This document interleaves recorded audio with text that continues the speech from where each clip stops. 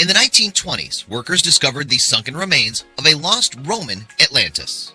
At an Italian port in the Bay of Naples, construction on a wider dock is underway.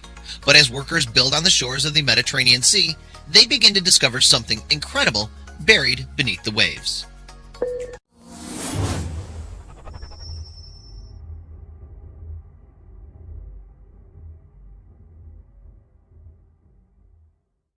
The first evidence of a lost underwater city off the western coast of Italy emerged in the 1920s. Fishermen from Naples began discovering strange, ancient artifacts caught up in their fishing nets. Eventually, they would alert archaeologists to their finds. Later, workers widening docks at nearby Porto Venero discovered a haul of treasures languishing on the seabed. Statues, architectural remains, and mechanisms featuring imperial insignias were all recovered. During the 1940s, pilot Raimondo Boucher snapped some aerial photographs of the region, which revealed extensive archaeological ruins submerged beneath the surface.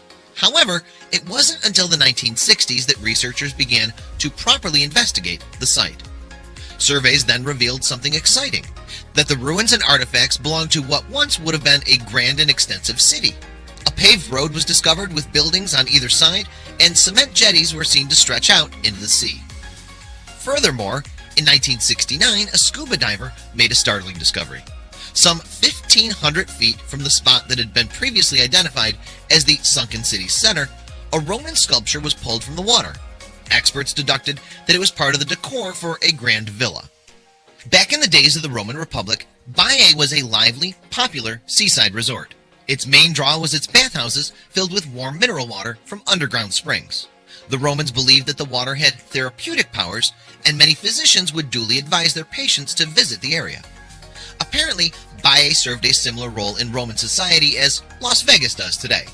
Brimming with glitzy facilities like casinos and swimming pools, it became known as a hedonistic hideaway for the Republic's elite. Indeed, in Baiae, wine-fueled beach parties and loose sexual morals were considered the norm. Apparently, Roman dictator Julius Caesar once owned a villa in the city. Several celebrities of the day, Nero and Cicero for example, were believed to make visits too. What's more, the city also played an important role in some of the most celebrated events in Roman history. For example, when the astrologer Thrasyllus predicted that Caligula had as much chance of becoming emperor as he did of riding a horse across the Gulf of Baiae, Caligula is said to have ordered the building of a 3-mile bridge across the water here. He then proceeded to cross it on his favorite horse, proving the astrologer wrong. For centuries then, Baiae remained the resort of choice among the upper echelons of Roman society. Then, in the first millennium AD, its fortunes began to change.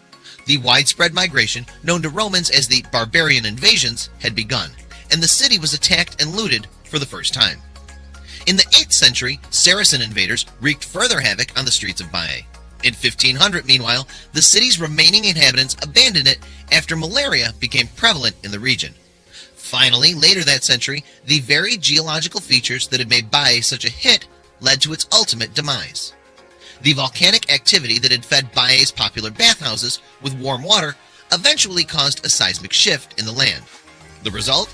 It sent the city and all of its buildings straight into the Mediterranean Sea. And by the time the dust had settled, the coastline had receded up to 200 feet.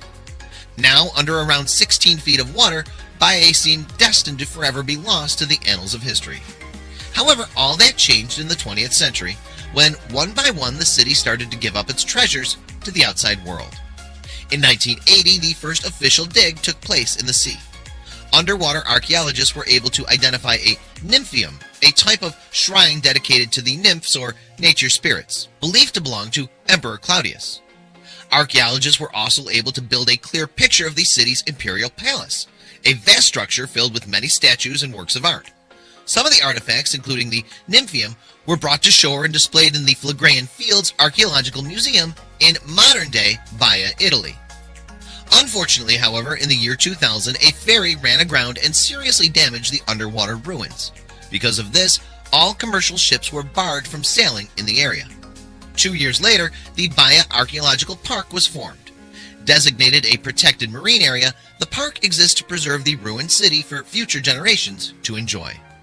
Today, those keen to catch a glimpse of this lost underwater civilization are in luck, as a company called Baia Sommersa runs regular sightseeing trips from Naples aboard a glass-bottom boat. Braver souls can also don scuba diving gear and explore the ruins at their own pace.